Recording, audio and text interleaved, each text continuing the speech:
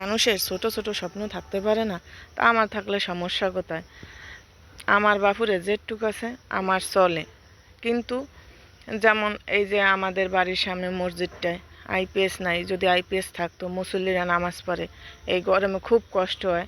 রোজার মাসে নামাজ পড়ছে, তারাবি পড়ছে, খুব কষ্ট করে, মাঝে মাঝে কারেন্ট গেছে, আজান দিলেও আমরা শুনি না। তো আমার যদি এখন বর্তমানে সামর্থ্য থাকতো তো আমি একটা আইপিএস কিনে দিতাম। আমার 4 জন মুরব্বি আছে খুব খারাপ অবস্থায়, তাদেরকে মাঝে মাঝে কম বেশি দেই। যদি সামর্থ্য থাকতো তাদের 1 মাসের বাজার করে দিতাম। আর যেমন বাবা মা সবারই ছোট দিয়ে বড় করছে, লালন পালন কইরা, কিন্তু সন্তানেরও তো শখ থাকতে পারে যে বাবা মাকে একটা ভালো জায়গায় নিয়ে ঘুরতে যাই, কিংবা ভালো কিছু পড়তে দেই, ভালো কিছু খাবার দেই।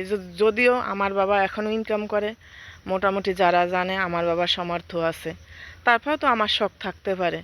এটা বিলাসিতার কিছু না। আর ওরকমও বিলাসিতা জানি আল্লাহ পাক বড়লোক না বানায়, যাতে টাকা থাকলেই মানুষ চিনব না। আমার এই ছোট ছোট স্বপ্ন, এটা তো করতেই পারি। সেটার উত্তর দিতে দিতে আমি শেষ।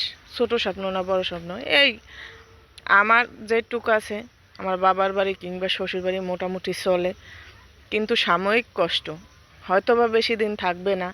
ইনশাল্লাহ আপনাদের দোয়ায় আর কয়েকটা দিন বা কয়েকটা বছর এমন আছে, কেন আজকেও হইতে পারে, ঠিক নেই।